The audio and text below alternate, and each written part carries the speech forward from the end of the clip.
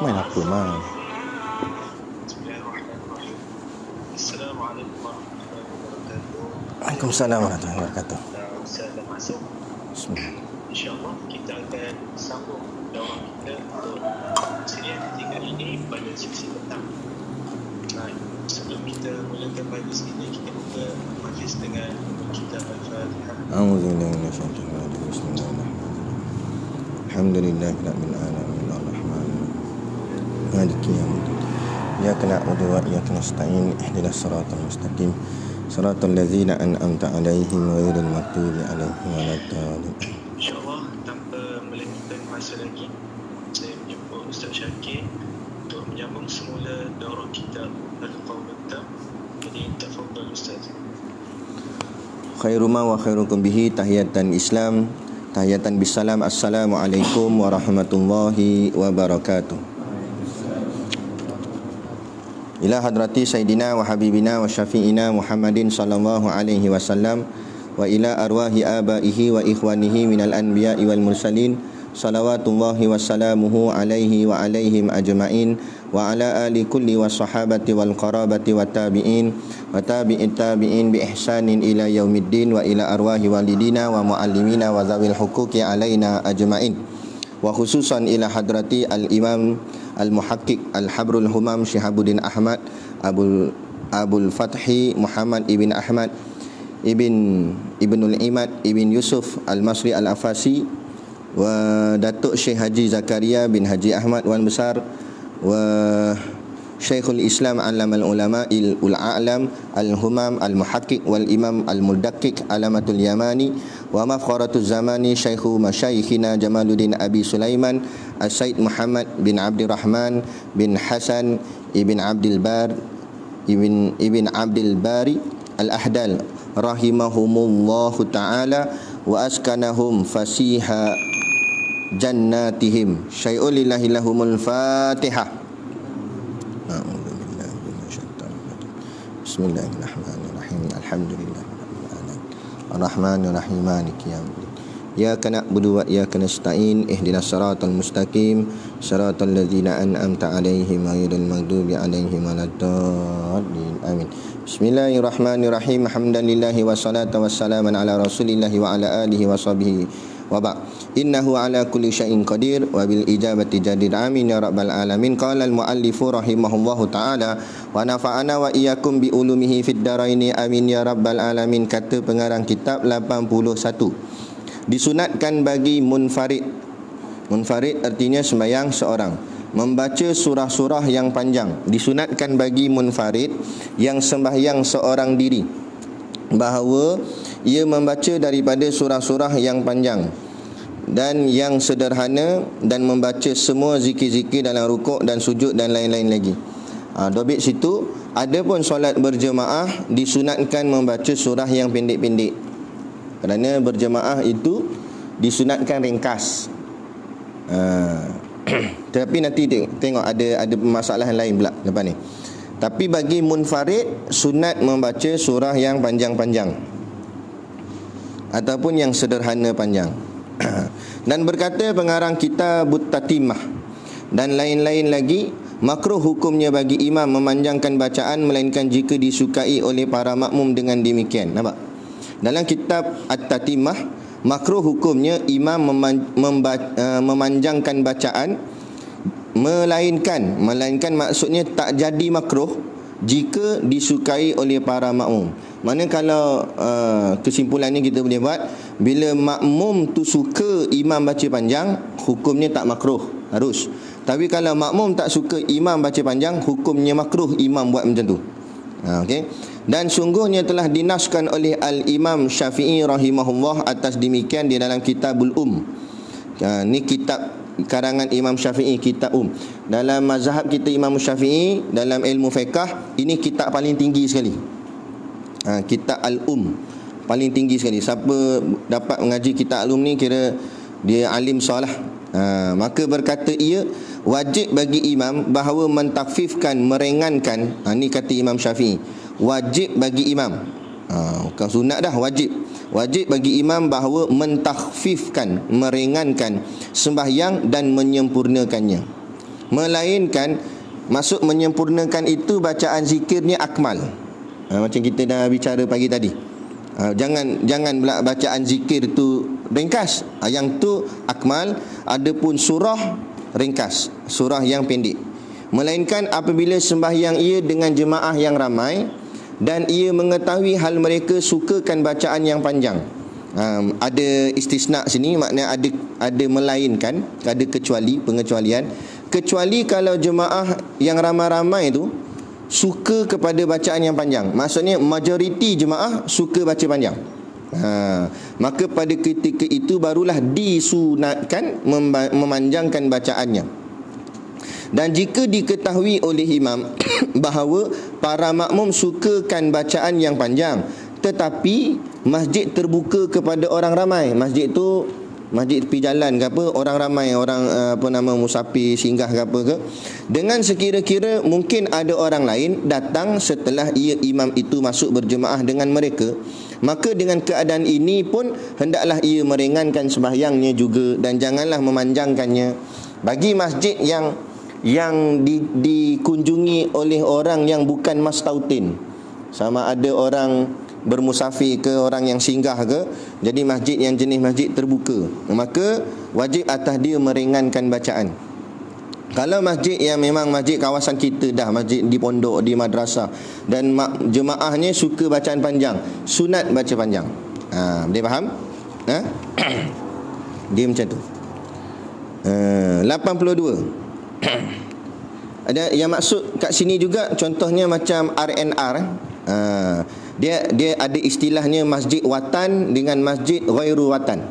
Masjid watan ni maksudnya masjid tempat khusus yang ada imam, dipanggil imam ratib. Ada imam khas, imam yang dibayar gaji. Ada pun macam RNR, itu bukan watan, itu tempat sementara. Dia tak ada imam ratib, dia tak ada imam yang ditugaskan. Dia terbuka macam tu je. Tu maksud terbuka tadi. Kalau kita semayang dalam dia, kena ringan. Jangan RNR semayang kat surau Petronas, dah lah kecil, dia masuk kat 4 orang, dia baca Al-Baqarah penuh. Orang kat belakang tunggu cepatlah kan. Orang dah lambat nak pergi kerja lah apa semua. Ringan je, baca ringkas. Janganlah ringan sangat sampai makmum ni kelang kabut Alif Lam Mim Allahu Akbar. Mau belakang bening lah. Sekurang-kuranglah suratul Ikhlas, tu boleh lah 3 kul. Baik, 82. Petua Ibnu Salah. Ni seorang ulama namanya Ibnu Salah. Ni pendapat daripada Ibnu Salah pada masalah ni. Pada masalah memanjangkan bacaan di dalam semayang Jumaat.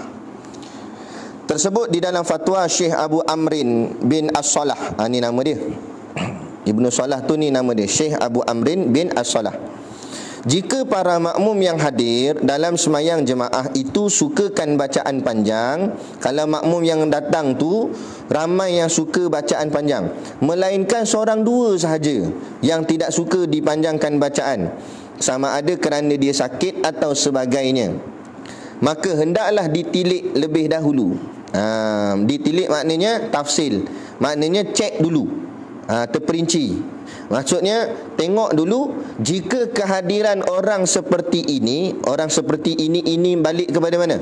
Balik kepada orang yang tak suka baca panjang, yakni sakit dan atau sebagainya tu.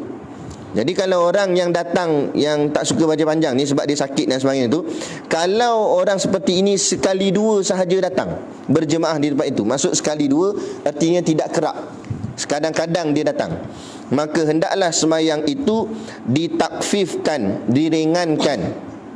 Maka sembahyang tu kena ringan, bacaannya kena ringkas. Tetapi jika orang seperti itu selalu datang, dia memang ahli tetap, tapi dia suka marah tu imam baca panjang, menghadiri sembahyang jemaah di tempat itu, maka hendaklah sembahyang dipanjangkan. Kerana meraihkan bagi hak para makmum yang reda dipanjangkan sembahyang. Faham tak?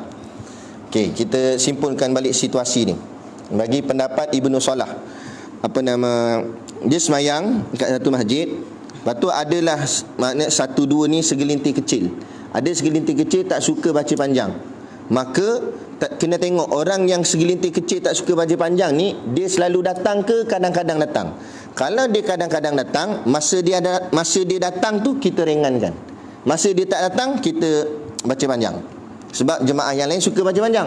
Tapi kalau yang segelintir kecil tak suka baca panjang tadi ni, tiap-tiap hari dia datang, maka afdal ra'ikan yang ramai suka baca panjang ni. Tak payah peduli yang seorang dua ni. Faham? Tu maksud dia. Tapi kalau dia sekali-sekala datang, kena ra'i dia, sebab dia sekali-sekala. Tapi kalau dia selalu datang, ra'i yang ramai. Maksudnya macam tu. Boleh Dan hak mereka tidak luput. Betul kan situ kan? Dan hak mereka tidak luput, pahala mereka tidak hilang.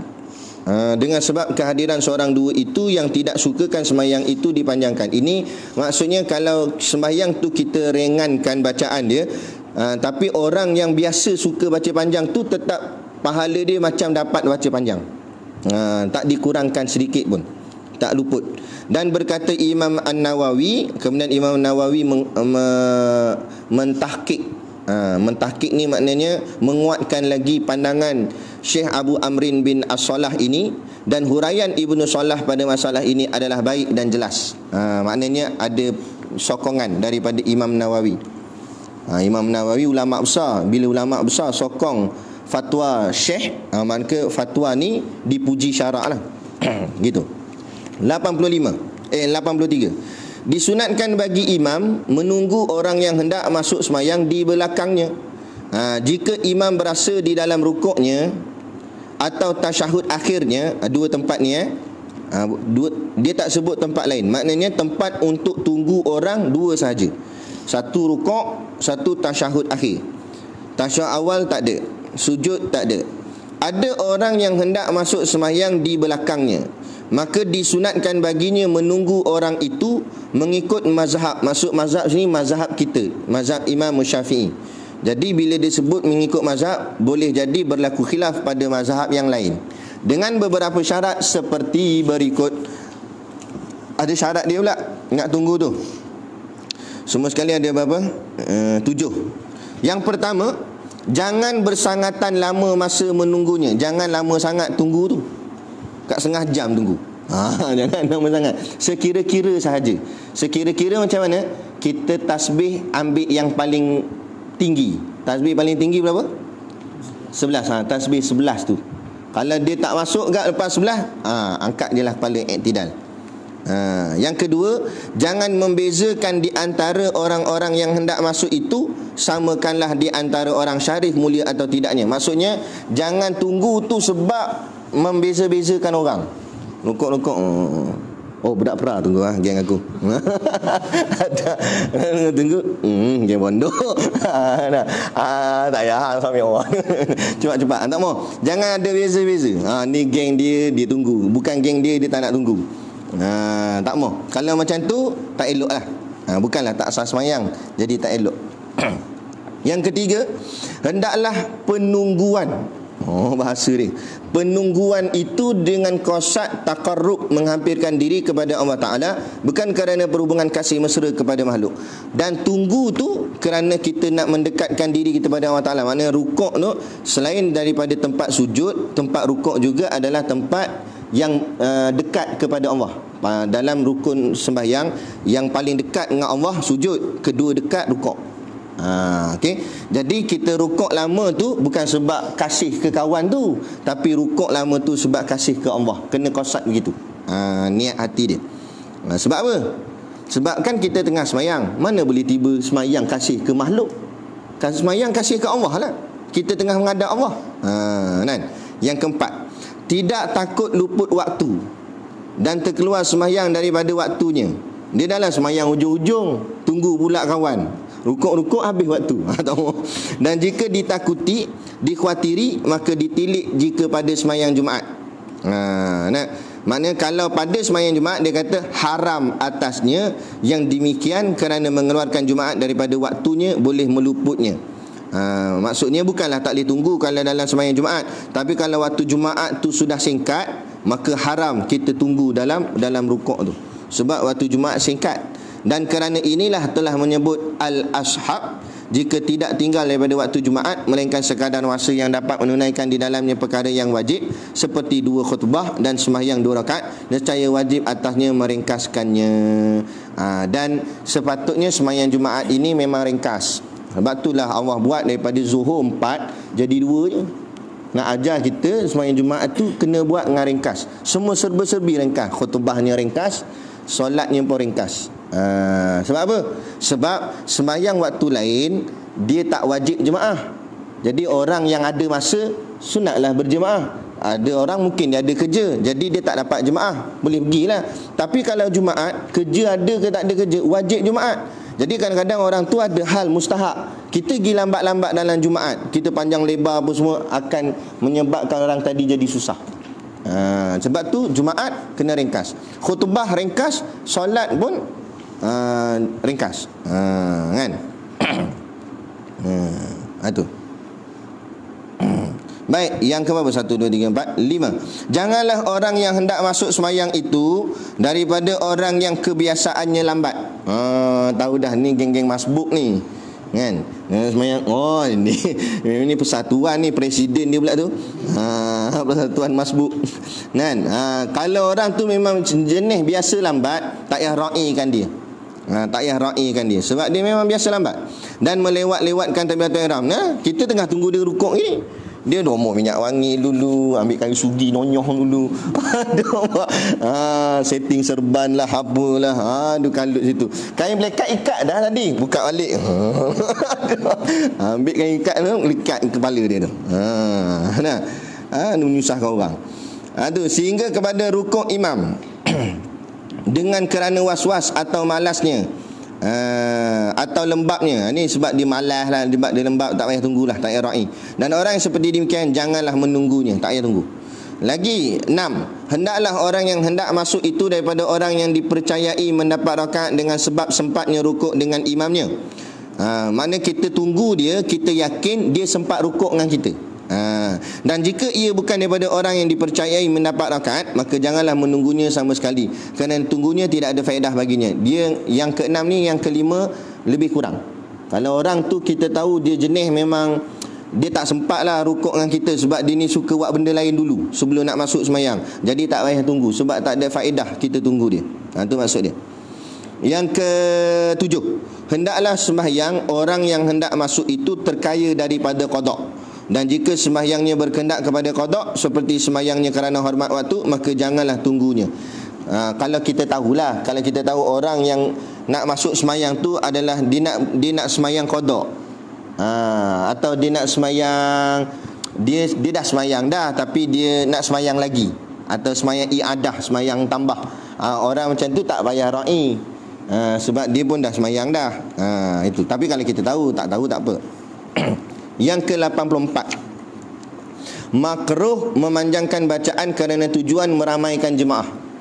Jika masuk seorang mengimamkan pada sembahyang jemaah, kemudian ia memanjangkan bacaannya kerana tujuan supaya diikuti oleh orang ramai untuk membanyakkan dengan mereka sembahyang jemaah. Dia dah masuk, ini ceritanya dia dah masuk sembahyang, imam tu dah masuk sembahyang. Allahu Akbar. Tadi masa masuk tak ramai lagi, adalah 3-4 orang je belakang, kan? Jadi dia pun baca panjang-panjang supaya nanti orang ramai, jemaah tu jadi ramai. Lagi lama dia baca, lagi ramailah masuk. Hukumnya makruh buat begitu. Kerana tujuan supaya diikuti oleh orang ramai untuk membanyakkan dengan mereka sembahyang jemaah, atau supaya dapat diikuti seorang lelaki yang masyhur, yang biasanya ia selalu hadir berjemaah di tempat itu. Mayang-mayang dia mula tadi masa kamat tadi, dia tak nampak tok guru, dia pun semayang, dia nak bagi tok guru masuk sekali dengan dia. Dia tengok kat cermin tepi, oh tok guru masuk dah. Kan? Kalau macam tu hukumnya makruh. Makruh. Tak kira siapa-siapa pun, kan, tempat itu, maka hukumnya makruh dengan ittifaq. Ini tak ada khilaf. Makna bila sebut tak ada khilaf, semua ulama dalam mazhab Imam Syafi'i sepakat benda ni memang makruh.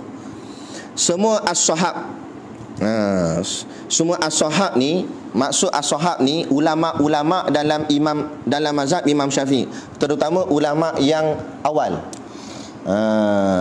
Dia Imam Syafi'i, bawah Imam Syafi'i ada beberapa anak murid dia, itu dipanggil macam mana nak sebut, Ashabul Wujuh nama dia. Ashabul Wujuh. Jadi yang ni semua ni tu panggil ulama-ulama besar lah, anak murid pada Imam Syafi'i. Dan lapis kedua, anak murid Imam Syafi'i, kemudian anak murid dia. Maknanya Imam Syafi'i, anak murid dia, anak murid lagi satu. Itu semua dipanggil ulama-ulama yang besar-besar, tinggi-tinggi, as-sahab. Jadi sepakat ulama-ulama itu semua kata makruh hukumnya, seperti mana dijelaskan di dalam Syarah Al-Muhazzab. Dan berkata ia, telah berkata mereka as-sahab. As-sahab ni antaranya Imam Al-Buaiti, Imam Al-Muzani, itu semua tu anak murid Imam Syafi'i tu, Imam Haramain, tu. Dan sama ada masjid itu di dalam kawasan pasar, ni maksudnya sebab di Arab dia tak ada nama surau, kecil macam mana pun tetap panggil masjid. Jadi kalau macam tempat kita Ariar tu pun orang panggil masjid, tapi dia bukan masjid watan, dia masjid singgah sahaja. Jadi dia kata sama ada masjid tu dalam kawasan pasar, maknanya masjid persinggahan, atau di satu tempat yang biasanya manusia datang kepadanya selepas iqamah berpuak-puak atau tidaknya. Dan sama ada lelaki yang ditunggu itu orang yang masyhur kerana agamanya atau ilmunya atau dunianya, maka semuanya itu makruh hukumnya dengan ittifaq as-sahab.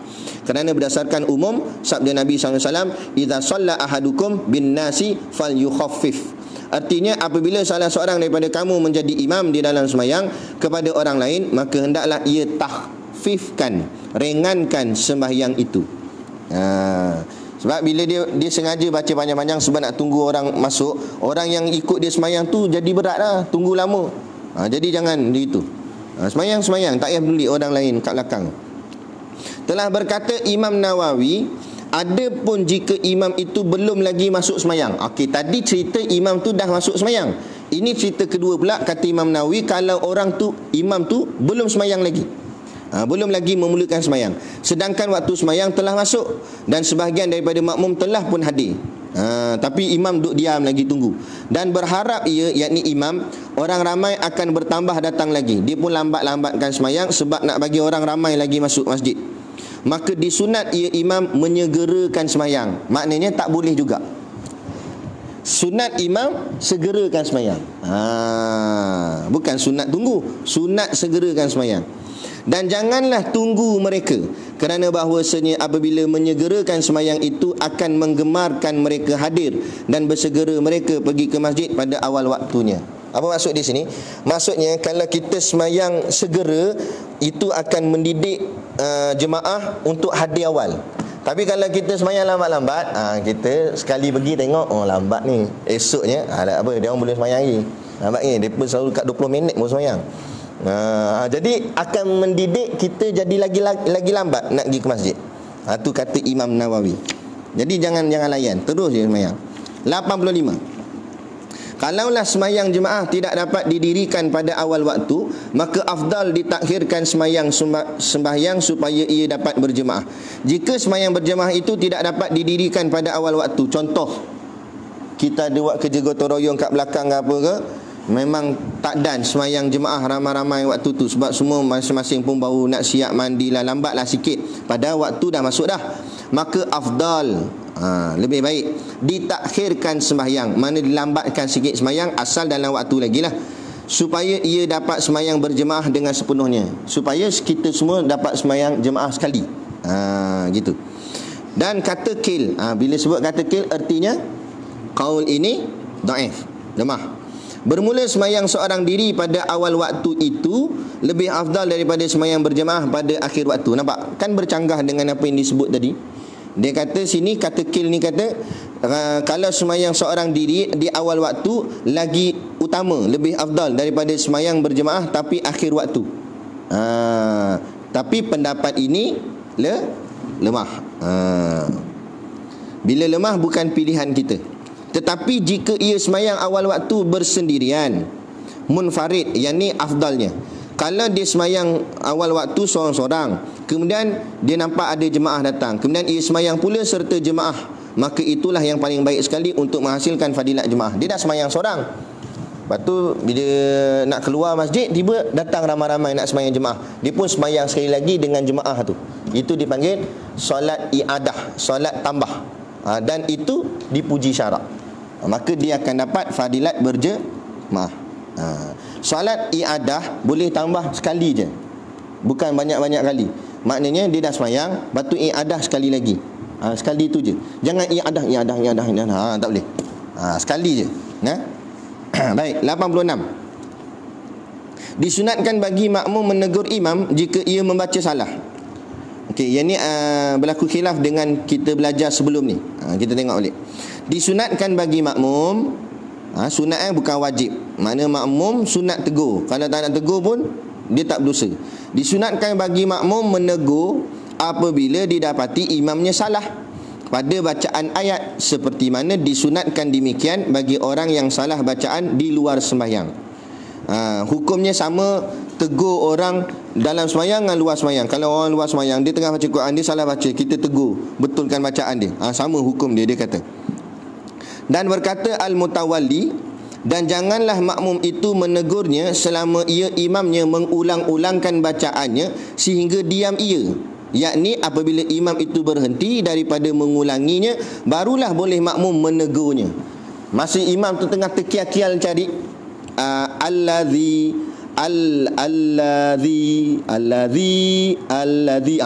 jangan kacau dia. Sebab dia tengah pusing, kepala otak dia tak tahu pergi mana. Masuk habis surah Tafih dia lalu semua. Dia cari kitab dia balik, Quran dia kat bilik. Kan? Jangan kacau dia. Kita kacau dia, allazina. Dia jadi stres. Bukan yang tu lah, macam tu. Kan dia toleh belakang ni. Diam. Jangan kacau dia. Dan jika makmum menegur imamnya dengan qasad bacaan, jadi nak tegur masa bila? Tunggu imam dah diam. Allazi dia stres.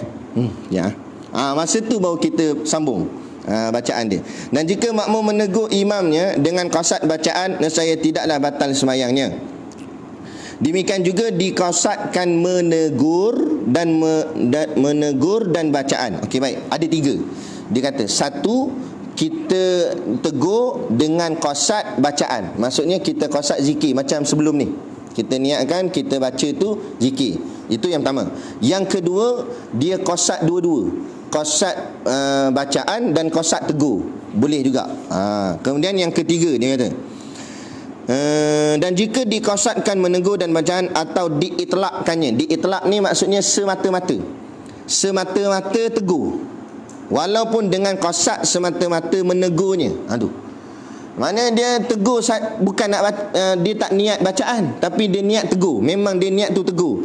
Tidaklah juga batal sembahyangnya. Sebelum ni kita dengar boleh batal kan? Ini berlaku khilaf. Tu maksud dia. Dan demikian juga jika duduk ia di dalam salah satu daripada rakaat sembahyangnya dan bertasbih ia bertujuan memberitahu imamnya, demikianlah dijelaskan oleh ni pendapat siapa yang kata tak batal ni? Syekh Abu Ishaq. Syekh Abu Ishaq kata kalau kita niat, walau kita qasad tu niat tegur, tidak batal semayang. Kenapa hujah dia? Berdasarkan bahawa teguran itu daripada maslahat semayang, bukan muslihat. Daripada maslahat semayang. Maksud maslahat ni maknanya perkara yang berkait dengan semayang. Urusan. Maslahat ni maknanya urusan. Daripada urusan semayang. Maknanya yang ditegur tu berkait dengan semayang. Tak apalah. Maksud macam tu. Bersalahan jika meminta izin seorang hendak masuk ke rumahnya. Orang bagi salam, Assalamualaikum, boleh masuk tak? Orang kat luar, dia tengah semayang, walhal ia sedang di dalam semayang. Lalu dia pun membaca ayat udkhuluha bisalamin. Dia baca ayat tu. Maksud ayat tu, masuklah dengan salam.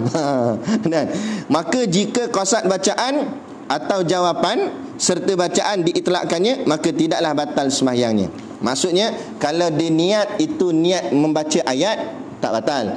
Ataupun yang kedua, dia niat baca dan sekali dengan niat suruh masuk, 2 sekali, itu pun tak batal. Itu pun tak batal. Dan jika qasadkan izin sahaja, ni itlak, maknanya semata-mata suruh masuk, nescaya batallah sembahyangnya, kerana izin itu bukan daripada maslahah sembahyang. Faham? Maksud dia baca tadi udkhuluha bisalamin, dia niat baca ayat tu bukan sebab dia nak baca ayat tu, dia nak suruh orang tu masuk. Masuklah dengan salam, dia kata. Bila dia niat macam tu, itlaq semata-mata niat untuk suruh orang tu masuk, batal semayangnya. Tapi kalau niat tu bertindih, dia niat suruh masuk dan niat nak baca ayat, itu tak batal semayang lagi. Sebab apa? Sebab ada niat nak baca tu. Niat baca tu selamatkan dia. Demikian juga tidak batal semayang mubalih di belakang imam, atau mubalih yang kuat tu dekat Masjid Haram tu. Jika qasad ia dengan takbirnya itu menyampaikan kepada para makmum dengan intiqalat. Intiqalat maksudnya perpindahan, perbuatan sembahyang daripada satu rukun kepada rukun yang lain serta imam, dan ia daripada maslahat sembahyangnya. Walaupun mubalih tu dia niat kuatkan suara dia sebab nak suruh orang ikut, seolah-olah macam dia bercakap dengan orang lain, itu pun tak membatalkan sembahyang mengikut Syekh Abu Ishaq, kerana itu dikira sebagai maslahat semayang. Dia kata bandingannya seperti semayang atau mengambil wuduk untuk mengajar, dasarkan kepada perbuatan Nabi SAW, yang mana baginda telah mengerjakan semayang untuk mengajarkan mereka cara-cara semayang. Dan sabda Nabi SAW maksudnya, sesungguhnya aku mengerjakan semayang ini supaya kamu semua mengikuti aku dan mempelajari cara kaifiat semayang aku. Dia ambil daripada hadis Nabi ajar sahabat, dalam semayang Nabi ajar sahabat, ataupun dalam ambil uduk Nabi ajar sahabat. Jadi sah. Kan? Dia kata. Baik, 87 selesai. Hendaklah makmum menegur imam dengan zikir. Jika imam lupa membaca Fatihah, ataupun perkara-perkara yang lain, tambah situ, maka hendaklah makmum di belakangnya membaca tasbih untuk mengingatinya. Dan jika ia tidak sedar juga, maka tidak boleh ia tegur dengan kata-kata yang lain daripada zikir, seperti berkata ia, engkau tertinggal Fatihah hui. Tak boleh. Atau berkata ia, ui, bacalah Fatihah. Tak boleh. Dan jika ia berkata juga seperti demikian, walaupun dengan perkataan Arab sekalipun, nescaya batallah sembahyangnya sama sekali, kerana ia mengingatkan imamnya bukan dengan zikir. Jadi nak ingatkan imam itu dengan zikir, dan zikir yang dipilih ialah tasbih. Tasbih apa? Subhanallah. Yang lain boleh tak? Boleh, tapi boleh mendatangkan bahaya. Contoh, dia tegur imam dengan takbir, Allahu Akbar. Makmum tak lagi. Jangan kacau. Takbir benda lain. Subhanallah lah. Kan? Baik, 88. Makmum syak bilangan rakaat imamnya. Makmum pula syak, imam tak syak. Jika makmum sembahyang zuhur di belakang imamnya, kemudian syak ia pada tasyahud akhir, kemudian sembahyang zuhur sama-sama, imam tasyahud akhir, makmum tasyahud akhir, kemudian makmum ragu-ragu dengan imam, dah tasyahud akhir ke? Makmum macam tu, belum lagi rasanya. Contoh, imam tu ragu-ragu, makmum tu ragu-ragu. Adakah imamnya telah sembahyang 3 rakaat atau 4 rakaat? Dan adakah ia sayugia? Sayugia maknanya sepatutnya membaca tasbih untuk mengingatkan imamnya. Ini dia buat soalan dulu. Jadi patut ke makmum tu ditasbih ke imam untuk ingatkan imam? Padahal makmum ni dia bukan yakin. Makmum ni pun ragu. Makmum ni ragu, imam tu yakin, makmum ni ragu. 3 ke 4? Jadi nak tegur ke tak nak tegur? Macam tu soalan dia. Diriwayatkan oleh Ar-Ruyani daripada bapanya bahawasanya diihtimal maksudnya dipegang atau ditetapkan, tidak kena tasbih. Maknanya tak perlu tegur imam, tak perlu tasbih ke imam, kerana zahirnya imam itu ia telah percaya bahawa ia telah sembahyang 4 rakaat. Kerana apa? Kerana yang syak sini siapa? Makmum. Imam syak tak? Imam tak syak. Kalau imam syak, mesti imam bangkit. Jadi maknanya imam yakin, yang syak makmum. Jadi apa pula orang yang syak ditegur orang yang yakin? Melainkan situasi makmum yakin, imam syak. Imam yang ragu tapi makmum yakin memang belum cukup rakaat, baru makmum kena tegur imam. Tapi makmum yang ragu, jadi makmum tak payah tegur imam. Maksudnya gitu. Telah sembahyang 4 rakaat, dan sedangkan makmum tidak yakin ia kesalahan imam itu, maka tidak patutlah makmum itu meragu-ragukannya dan mengacau pekerjaannya dengan tasbihnya itu. Imam dah steady dah, innaka hamidun majid, subhanallah majid, subhanallah pula ni, apa salah aku buat? Jadi kacau. Imam tu serba salah lagi. Kan? Baik, jangan kacau dia. Sebab dia dah yakin. Dan diihtimalkan kena tasbih kerana syak dalam sembahyang itu seperti yakin jua. Ni dia maksudkan, kalau kita diihtimalkan, maksud ditetapkan kita kena tegur dengan tasbih kalau dalam sembahyang itu kita yakin salah. Kalau tadilah macam anda sebut, kalau yakin salah baru tegur. Kalau ragu-ragu tak boleh tegur. Sebab kita pun ragu. Dengan dalil maknanya ada bukti yang dia yakin memang imam salah, dia yakin. Macam tu. Sama kedua-duanya pada hak dirinya. Baik. Maksud kedua-dua hak dirinya, diri imam dan diri makmum. Jadi maksudnya sini, seseorang itu nak dihukumkan nak kena tambah rakaat ke tidak atas pergantungan yakin masing-masing. Imam dia yakin berapa? Kalau dia yakin 4, dia tak boleh tambah. Makmum yang ragu, dia kata 3 saja, makmum kena tambah. Tapi kalau imam yang ragu, imam dia ragu, dia ingat rasa baru 3, dia tambah. Sebab dia ragu.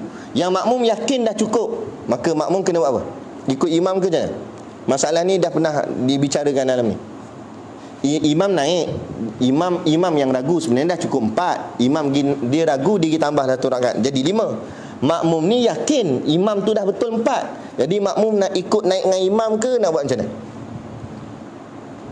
Tak payah. Dia nak buat apa? Tunggu imam tadi ada 2 jawapan sebenarnya. Satu, mufarakah. Yang kedua, kalau tak mufarakah, tunggu imam dalam tahiyat akhir tu. Duduklah situ steady. Lambat pula ni. Kan? Kalau dia nak tunggu, kalau tak nak tunggu, keluarlah mufarakah. Tunggu imam situ. Jangan naik. Kalau naik, siapa batal? Makmum batal, imam tak batal. Faham? Itu dimaksudkan sini. Dengan dalil sama kedua-duanya pada hak dirinya. Dan seperti mana tidak lazim imam itu beramal ia atas syak makmum. Maksudnya imam tak perlu ikut makmum. Keraguan makmum tu imam tak perlu nak layan. Jadi makmum subhanallah, subhanallah, imam buat tak tahu. Kalau imam sudah yakin, jangan peduli Itu tidak lazim juga menurunkan yakinnya. Kerana kaedah fiqh dia, al-yakinu la yuzalu bisyak. Yakin itu tidak mengurangkan syak. Yakin itu tidak menjadikan kepada syak. Bila kita dah yakin, syak tak boleh terpakai. Gitu. Bila kita dah yakin, syak tak payah pakai, tolak. Gitu. Dan jika dengan segera makmum bermufarakah dirinya dengan imam, maka wajiblah ia sempurnakan sembahyang ni. Tapi kalau makmum tu mufarakah dengan imam tadi tu, sebab dia sangka imam tu tak cukup, dia ragu-ragu dengan tasyahud akhir imam, maka dia mufarakah. Maka makmum tu macam biasalah, sempurnakan sembahyangnya yang 4 rakaat dan sujud sahwi. Sebab sujud sahwi? Sebab siapa yang ragu? Yang ragu makmum, dia lah kena sujud sahwi. Sebab dia yang ragu. Walau sekalipun syaknya itu di belakang imamnya, dan sujudnya itu kerana menambah rakaat yang diwahamkan semasa ia sembahyang seorang diri. Boleh jadi sembahyangnya imam tu betul, dia yang tak betul. Jadi dia bangun lagi 1 rakaat tu dah jadi 5, maka dia kena sujud sahwi. Sebab dia sangka 4 semasa ia sembahyang seorang diri, bukanlah semata-mata kerana syaknya. Dan pendapat yang tersebut itu mengikut apa yang dinakalkan di dalam Ar-Raudah daripada Al-Imam Al-Ghazali, dan ada pun pendapat Al-Qadi. Al-Qadi maknanya Al-Qadi Husin, ia tidak dikenakan sujud sahwi. Pendapat ini pun Al-Qadi ni antara ulama yang ashab tadi, ulama yang tinggilah, yang dekat dengan Imam Syafi'i. Dan pendapat dia kata tak perlu sujud sahwi, kerana sebabnya ialah syak, kerana dia ragu. Jadi ragu tak masuk dalam sujud sahwi. Sujud sahwi ni benda lain, terlupa, kan. Tapi tak ada masalah dalam bab tu, sebab sujud sahwi pun hukumnya sunat. Dan syak itu berlakunya semasa mengikut imam. Selesai. 89. Imam memberi salam dalam rakaat yang kedua pada sembahyang asar dan maghrib. Tahiyat awal dah bagi salam lah imam. Seorang sembahyang asar atau maghrib serta imam, kemudian imamnya memberi salam daripada 2 rakaat. Lalu ia membaca tasbih. Mana? Oi, Untuk mengingatkannya, maka imam itu tidak juga menyedarinya. Wadah. Tidak ia kembali masuk, imam tu tak masuk balik dalam semayang. Tapi kalau imam tu masuk balik semayang tak apa. Imam tu tak masuk. Siap dengan zikir, siap wirid semula kepada semayangnya. Oleh kerana demikian, maka hendaklah makmum itu menyempurnakan sembahyangnya. Maksud menyempurnakan sembahyangnya ini jika ia mufarakah. Tambah situ dobit. Itu kalau mufarakah. Bukan suka-suka boleh terus sempurnakan semayang, tak boleh lagi. Kalau dia mufarakah baru boleh. Dan berkata Al-Qadi Husin, hendaklah ia sujud sahwi. Dari sudut ini kata Al-Qadi Husin kena sujud sahwi. Dan jika ia syak tentang salam imam, adakah dengan lupa atau dengan sengaja, maka hendaklah ditanggung bahawa imam itu lupa dan mestilah ia sujud sahwi. Kenapa kat sini Al-Qadi Husin suruh sujud sahwi? Sebab dia syak imam tu lupa ke sengaja bagi salam pada rakaat yang kedua. Jadi bila bertembung dua tu, maka kita sangkakan imam tu lupa. Bila lupa ni sabit dengan sujud sahwi, maka barulah disunatkan sujud sahwi, kata Al-Qadi. Dan ketahuilah, jika makmum itu tahu bahawa imamnya memberi salam kerana ia lupa. Yang ni dia memang tahu imam tu lupa. Tengok gaya pun tahu dah dia ni pelupa. Dan bangun qiyam ia mengiringi salam imamnya, nescaya batallah semayangnya. Kalau dia yakin kuat bahawa imam bagi salam tu sebab imam tersilap, terlupa, dia pun terus bangun tu batal semayang dia. Sebab apa batal semayang? Masalah macam ni kita pernah jumpa sebelum ni. Sebab apa batal semayang? Sebab belum putus kuduah. Kuduah ni maksudnya hubungan imam dengan makmum. Masa tu belum putus kuduah lagi. Maknanya imam yang dah bagi salam tu, walaupun dia dah berzikir, dah wirid semayang masa tu, dia dikira masih lagi dalam semayang. Maka kita dengan dia belum putus, melainkan kita niat mufarakah. Sebab tu anak sebut tadi yang atas tu dobit, itu kalau mufarakah. Kalau bukan mufarakah, maknanya belum putus. Nampak? Habis macam mana nak buat? Dia kata kalau naik, batal semayang. Melainkan apabila bangun ia dengan niat mufarakah. Nampak? Melainkan kalau dia niat mufarakah. Kalau tak niat mufarakah, batal semayang dengan imam. Atau bangun ia selepas selang yang lama. Jadi macam mana nak buat? Kena buat apa? Kena duduk dulu. Selama mana? Tu selang yang lama tu. Ada dobit notasi tu. Dia kata kadar membaca Fatihah atau kul huwallah, orang yang sederhana kadar bacaannya. Baca Fatihah jenis slow. Itulah jarak masa dia. Bila dah selang masa yang lama, barulah terputus keduah tu. Kemudian daripada salam imam, kerana keduah ikutan itu tidak terputus dengan salam imam yang lupa. Kena ingat, kalau imam tu salam dia lupa, kuduah tak putus lagi. Jadi jangan kita mendahului imam. Mendahului imam jadi batal semayang. Bahkan terputus dengan salamnya, yakni salam imam itu apabila jatuh berlaku pada tempatnya. Melainkan kalau imam bagi salam pada tempat salam. Pada tempat salam kat mana? Tahiyat akhir, yakni rakaat yang terakhir. Sedangkan dalam kes ni, imam ni bagi salam bukan rakaat terakhir, rakaat ke 2. Jadi itu bukan tempat salam. Kalau dalam tempat salam, putus keduah. Imam bagi salam pada rakaat yang akhir, dah putus. Sebab tu bila imam dah bagi salam, masbuk boleh naik. Dan kena ingat ini tambahan sikit lah. Bila kita semayang masbuk, kita kena tambah rakaat lagi kan. Bila imam dah habis innaka hamidun majid, assalamualaikum warahmatullahi, assalamualaikum warahmatullahi, bila habis imam salam kedua, yang masbuk ni kena naik terus. Jangan sudahkan bacaan dia. Kalau dia sudahkan bacaan dia, boleh batal semayang dia. Sebab apa? Sebab dia sudah dikira menambah rukun. Duduk bukan pada tempat duduk. Situ kan tempat duduk waktu tu, bukan rakaat dia. Dia duduk masa, kenapa dia duduk? Dia duduk sebab ikut imam. Bila imam dah bagi salam, keduah dah putus, maka dia tak ada imam. Bila tak ada imam, dia kena naik lah. Kenapa dia duduk lagi? Kalau dia duduk lagi, boleh batal semayang. Kadang setengah orang dia nak habiskan juga bacaan dia kan. Imam dah bagi salam, Assalamualaikum warahmatullahi wabarakatuh, dia pun nak buat hari Allahumma shalli ala sayyidina Muhammad wa ala ali sayyidina Muhammad. Nak habiskan segitu lah, sampai innaka hamidun majid. Padahal itu bukan tempat dia. Bangun terus lah. Walau bacaan tak habis ke apa, tak apa. Boleh lah. Banyak kadang kita, sebab itulah kita kata kalau tak mengaji, kita buat ikut suka. Tu dia. Maka bukan pada tempatnya, maka salam itu tidaklah mengeluarkan ia makmum dengannya daripada semayang itu dengan lupa. Tapi kalau imam tu bagi salam dengan sengaja, putus kedua. Kita boleh bangun terus. Kalau kita yakin memang dia buat tu sengaja. Yang tu, Assalamualaikum, aku saja. Memang sengaja kita bangun lah. Sebab dia buat tu sengaja, maknanya dia buat dalam keadaan dia sedar. Sedar dia bagi salam. Dan satu lagi ni, imam ni dia tak sedar, dia bagi salam tu silap, dia pun tak tahu dia silap. Bila dia tak tahu dia silap, maka kedua tak putus lagi. Itu maksud dia. Okey. Bahkan yang boleh mengeluarkan makmum itu daripada semayangnya dengan sebab lama selang selepas salam imamnya. Dan boleh nak putuskan kedua itu, satu dengan cara mufarakah, satu lagi dengan cara selang masa yang lama. Masa yang lama macam mana? Kadar membaca Fatihah atau Qul Huwallah dengan kadar bacaan yang perlahan. Okey. Jadi tunggu dulu. Suruh baca Fatihah ke? Tak suruh baca Fatihah kat situ, sebab itu bukan tempat baca Fatihah. Tapi nak ceritanya tunggunya kadar itu, bacaan tu. Jadi tunggu dah lama sikit. Dan berdasarkan kaedah tersebut, maka hendaklah makmum bangun qiyam dengan niat mufarakah. Tapi kalau nak senang, bangun niat mufarakah sudah.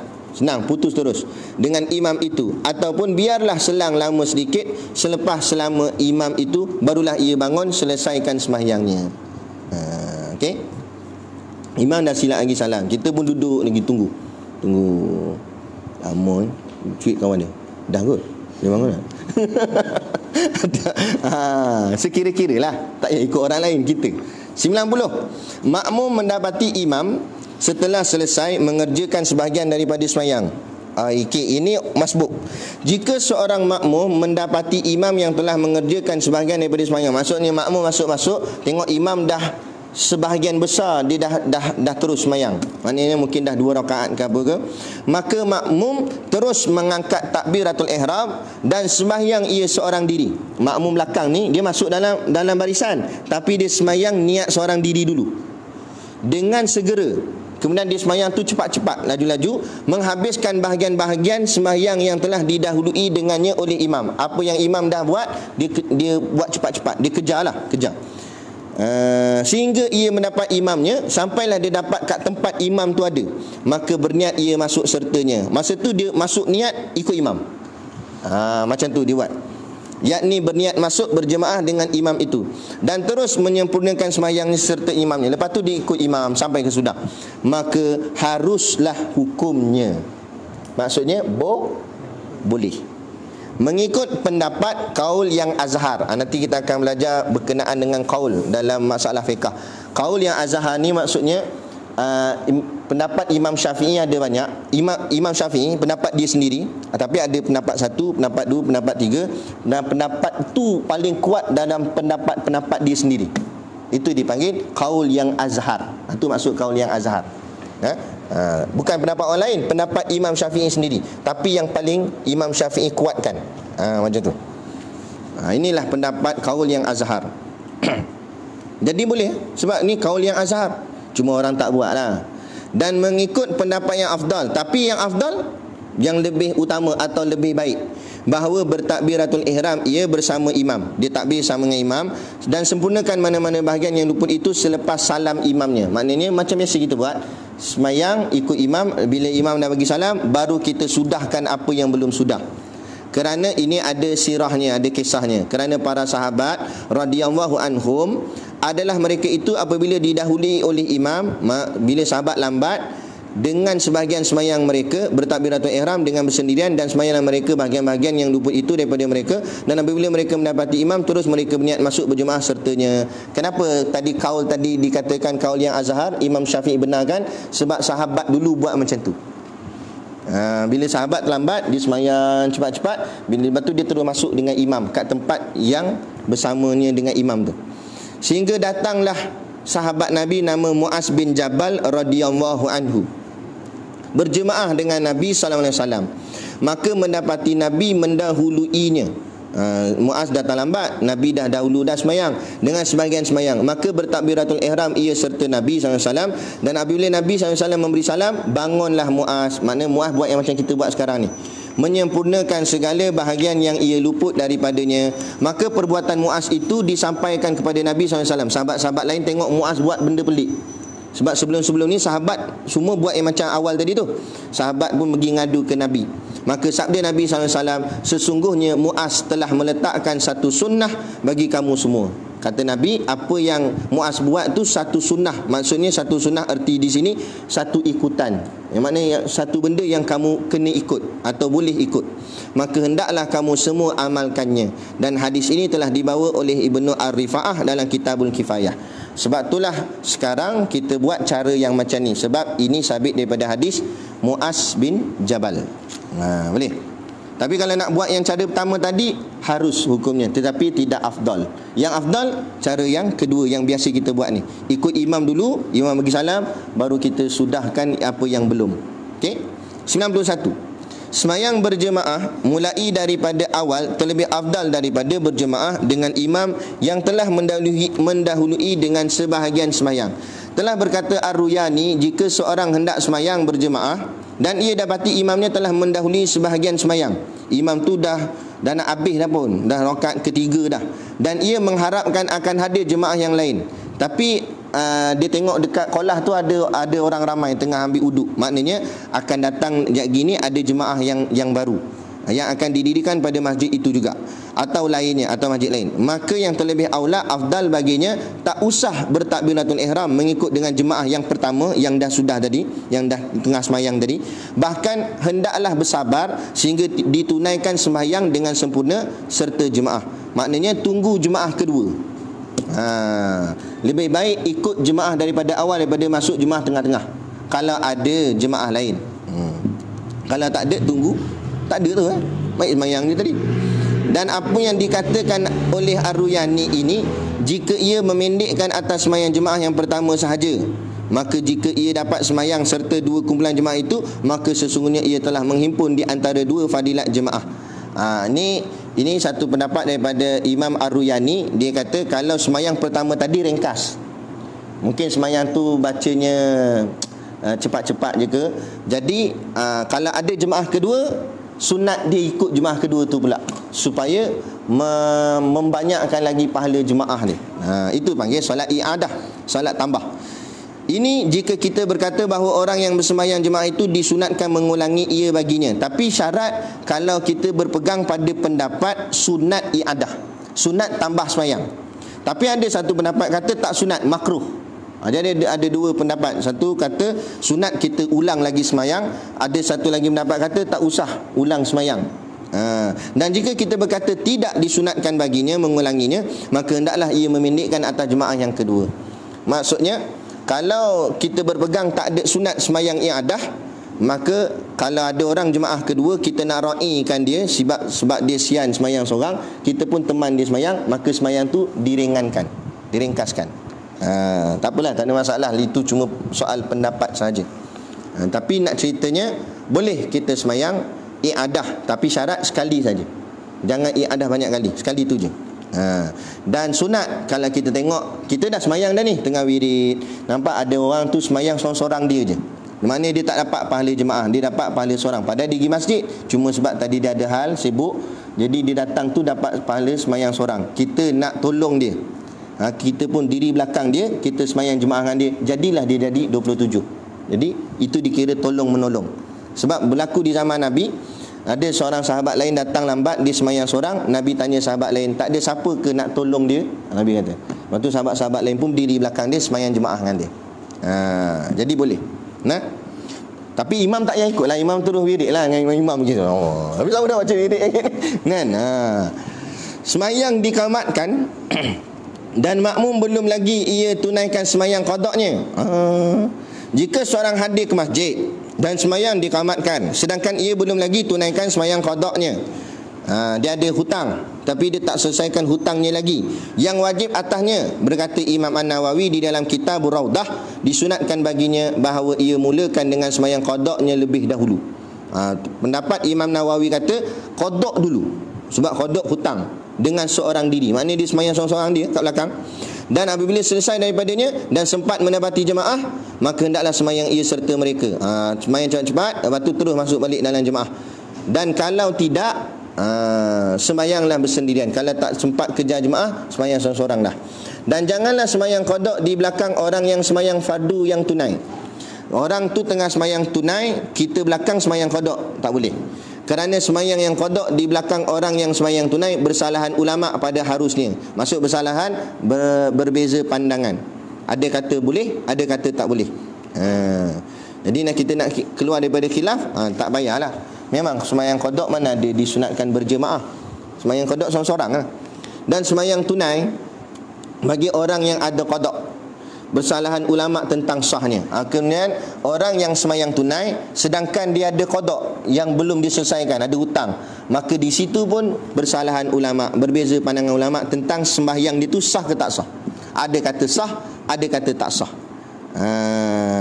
Dan keluar daripada khilaf, bukan khilaf, bersalahan ulama adalah sunat. Maksud adalah sunat macam mana? Tengok bawah ni. Berkata Al-Imam Al-Ghazali dan jemaah daripada ulama, disunatkan bahawa dimulakan dengan sembahyang tunai jika ia takut luput sembahyang jemaah. Kalau dia ada qada tapi dia tak payah, dia tak selesaikan lagi solat qadanya, tapi dia takut juga kalau dia solat qada nanti tak dapat dia sembahyang berjemaah tunai, maka sunat dia sembahyang jemaah tunai dulu. Kata Imam Ghazali, kalau berbimbang ia dengan sembahyang qada dan tempat sunat itu semuanya pada sembahyang lain daripada Jumaat, dan demikian juga pada sembahyang lain jika takut luput sembahyang tunai. Jadi dia sunat sembahyang jemaah dulu, habis sembahyang jemaah baru dia qada sembahyang yang dia hutang. Tu pendapat, ini pendapat yang lebih kuat, yakni pendapat Imam Al-Ghazali. Jadi tak ada masalah lah. Cuma yang tak bolehnya dia sembahyang tunai tapi tak ada niat untuk mengqadakan sembahyang yang dihutang. Dia buat tak erti, situ hukumnya haram. Dan boleh jadi sembahyang tunai dia pun tidak sah, tidak dikira oleh Allah.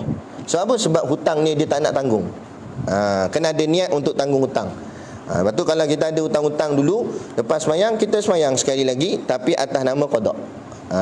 Kan? Gitu. 93. Jika imam niat jadi imam, yang bawah tu sikit dia kata lain daripada Jumaat. Kalau sembahyang Jumaat bukan sakat sunat, malah wajib. Masuk wajib diikut Jumaat dulu, habis Jumaat baru qada. Kalau sembahyang waktu lain dia hukumnya sunat saja. Sunat diikut Jumaat kemudian baru qada. 93. Jika imam niat jadi imam di tengah-tengah sembahyang, hasillah pahala jemaah daripada ketika ia niatnya. Jika imam itu berniat menjadi imam di tengah-tengah sembahyang, diberi pahala jemaah mulai daripada ketika ia mula berniat menjadi imam dan tidak terlibat niatnya itu pada rakaat-rakaat yang terdahulunya. Demikianlah dinakalkan oleh Abu Al-Futuh Al-Ajli di dalam noktahnya. Noktah ni maksudnya, tengok bawah tu tulis, noktahnya nukat. Maknanya masalah-masalah yang halus dikeluarkan dengan sehalus-halusnya tilik dan fikir.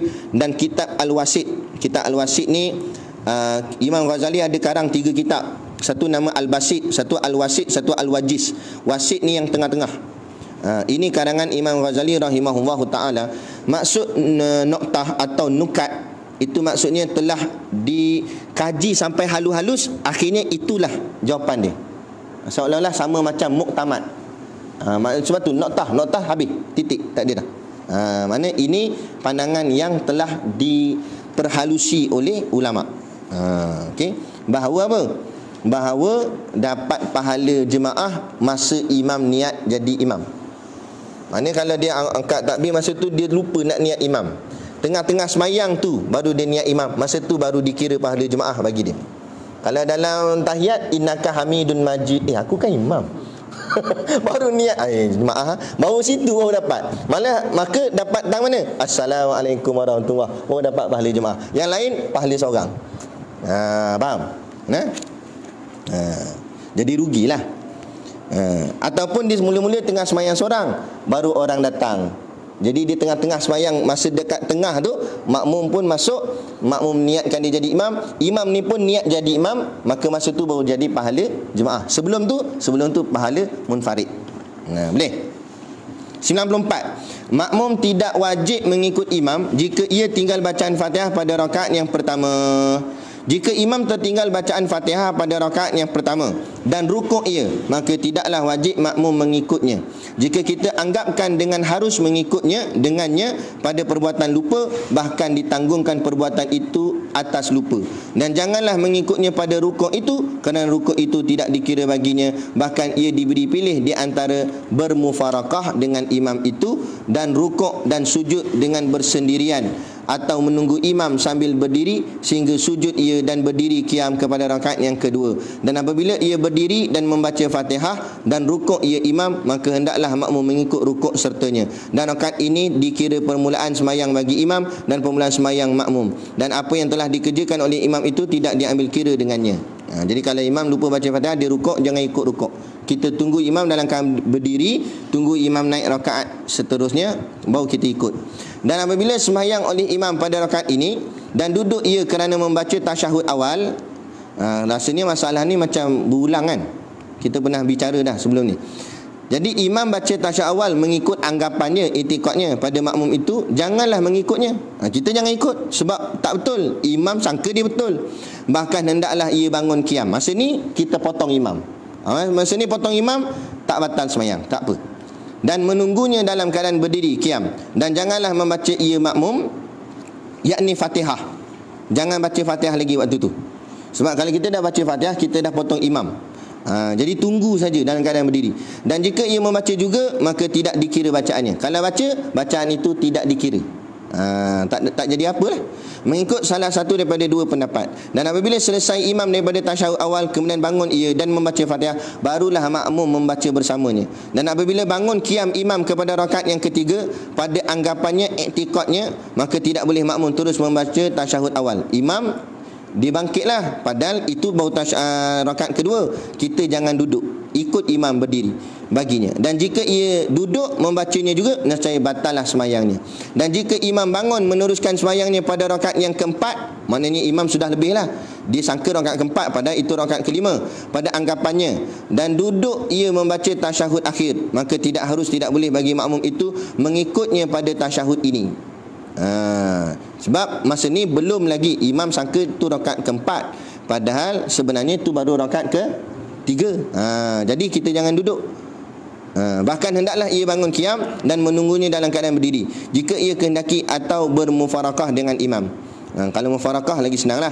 Jika ia kehendaki, yakni diberi pilih di antara menunggu dan mufarakah, dan sempurnakan semayangnya dengan sendiri. Dan jika ia menunggu imamnya dalam keadaan berdiri sehingga ia memberi salam, maka keduanya tidak putus dengan semata-mata salam imam dengan sebab lupa. Bahkan hendaklah lama selangnya selepas salam imamnya. Macam tadi juga, jangan terus rukuk.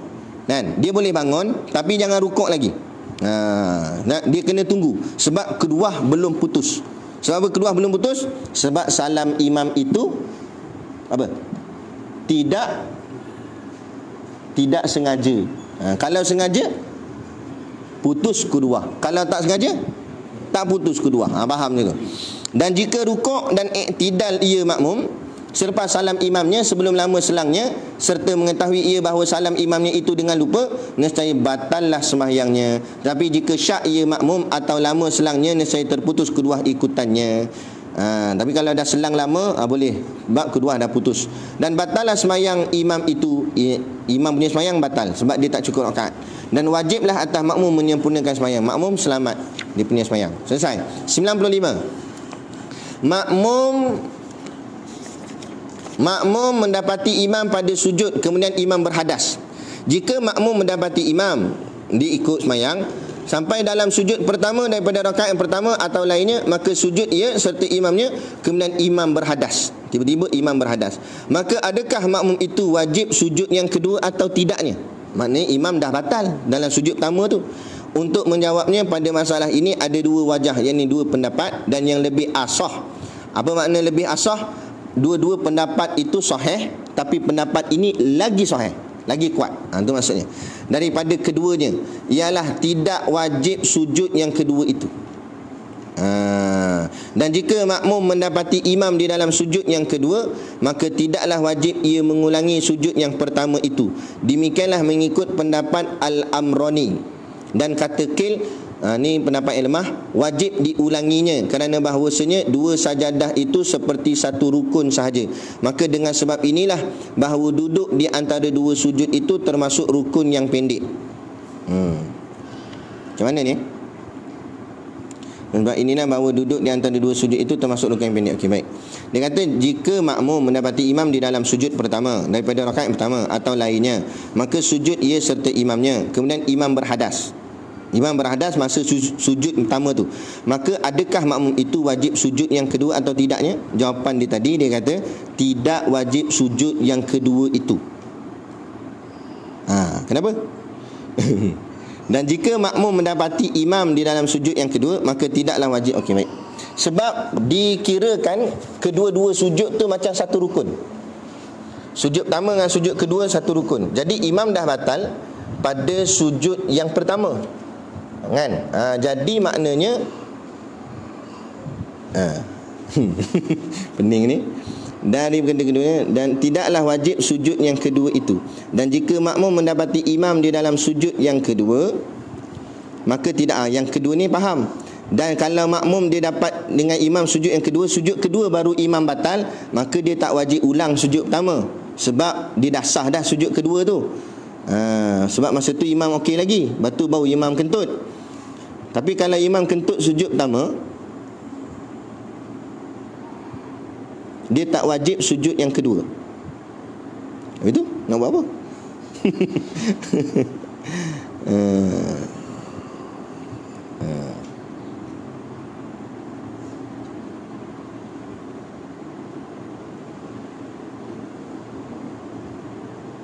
Nanti ni anda cek balik lah. Habis tu kalau tak sujud kedua, dia nak buat apa? Imam dah batal kan? Dia semayang dia lah macam biasa.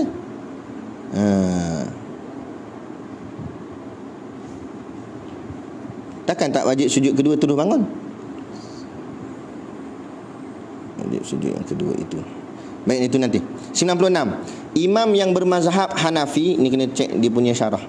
Imam yang bermazhab Hanafi membaca sajadah shot. Makmum yang bermazhab Syafi'i tidak boleh mengikutnya. Okey, baik.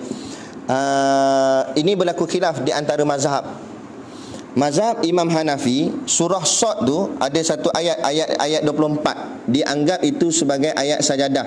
Adapun mazhab kita Imam Syafi'i tidak menganggap ayat itu sebagai ayat sajadah. Maka apa jadi kalau kita semayang di belakang imam yang bermazhab Hanafi? Jika semayang makmum yang bermazhab Syafi'i di belakang imam yang bermazhab Hanafi yang membaca sajadah surah Shad, maka makmum janganlah sujud sertanya, ayat 24 tu. Jangan sujud. Imam geng Hanafi dia akan sujud kat sini sebab dia anggap itu ayat sajadah. Bagi kita mazhab Syafi'i, kita tak anggap ayat tu ayat sajadah, maka kita tak sujud.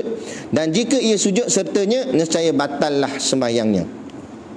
Kerana sajadah shad bukan daripada az-zaim as-sujud, yakni sujud yang dimuakkadkan. Hanya ia sunat biasa sahaja yang dibaca di luar sembahyang. Boleh rujuk dalam terjemahan kitab At-Tibyan ni kata. Itu panjanglah ceritanya. Bahkan hendaklah tunggu sahaja dalam keadaan berdiri dan tidak dituntut sujud bagi sahwi pada akhir sembahyang dirinya, mengikut kaul pendapat yang asah. Dan kata Qil, pendapat lemah, disunatkan ia makmum sujud sahwi. Pendapat yang asah kata tak payah sujud sahwi. Pendapat yang lemah kata sujud sahwi, kerana ia mengetahui dengan yakin bahawa imamnya menambah pada sembahyangnya satu sujud. Demikianlah disebutkan di dalam Ar-Raudah. Habis. Boleh? Boleh lah. Cuma kita sangkut dekat 95. Nanti anda rujuk balik. Kemudian kita ambil masa untuk bahas balik 95 tu. Tolong tandakan lah 95 tak selesai. Baik. Jadi esok pula. Esok maknanya sampai berapa? 96 campur 16 berapa? 102. 120. 22. Ui, banyak ah. Sampai masuk bahagian kedua. Betul ke? 1, 2. Imam sujud pada akhir sembahyang. Salah. Khilaf juga. Mana pendapat yang asah ni? Kalkulator juga. Apa tadi? Jadi kita berhenti dekat 96. Kan? 112.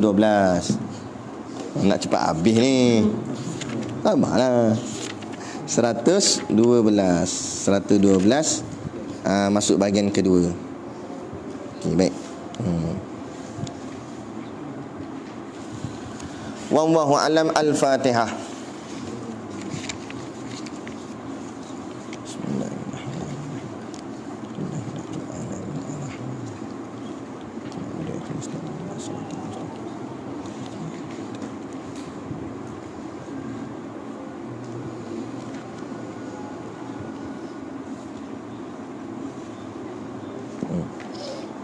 Siapa nak?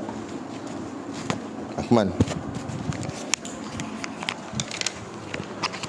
Takut.